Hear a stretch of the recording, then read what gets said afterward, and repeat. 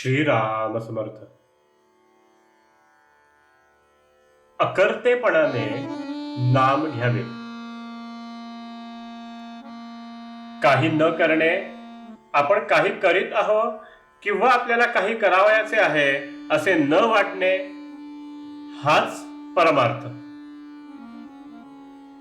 पण स्वस्थ बसायला लावणे ही तुरुंगात मोठी शिक्षा समजतात.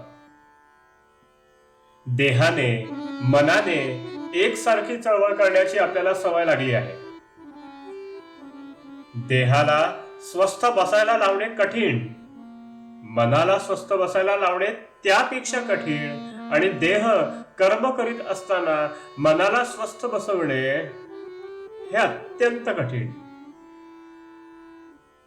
मनाला खरे म्हटले तर स्वास्थ्य हवे, पण ते मिळविण्याकरता साधन करणे म्हणजे प्रयत्न करणे जरूर आहे. मनाचे स्वास्थ्य बिघडायला कारणे काय ती पाहू. पहिले, आपल्या इच्छेविरुद्ध गोष्ट होणे.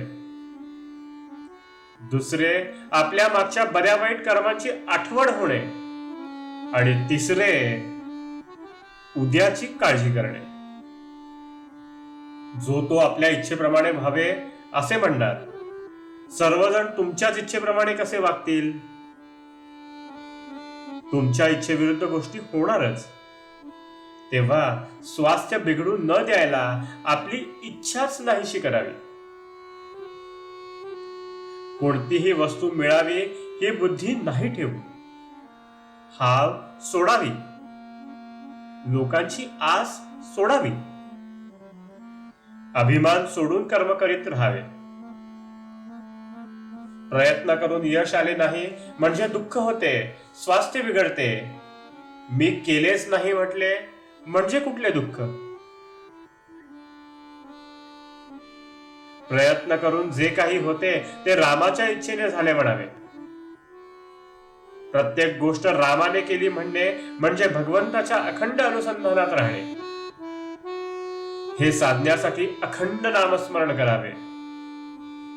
जे झाले, जे होते आहे आणि जे होईल ते भगवंताचेच आपल्या हिताकरिता करणे आहे, आपण करते नाही असे मानणे. याला अखंड भगवंत नामस्मरण पाहिजे. सारांश, जे जे काही झाले ते भगवंतानेच आपल्या हिताकरिता केले. उद्याची काळजी भगवंतालाच आहे. त्याला काय योग्य वाटेल ते तो करील.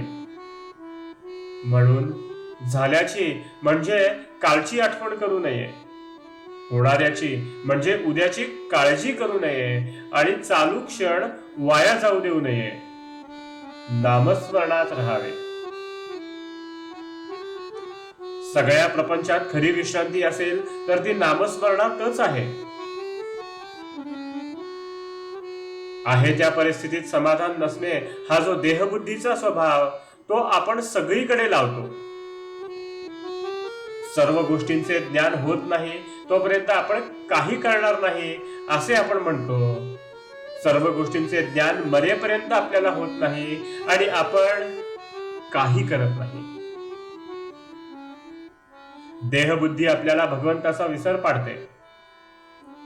या देहबुद्धीवर आपण नामाच्या मंत्राचे पाणी शिंपडूया, म्हणजे तिची वाढ होणार नाही.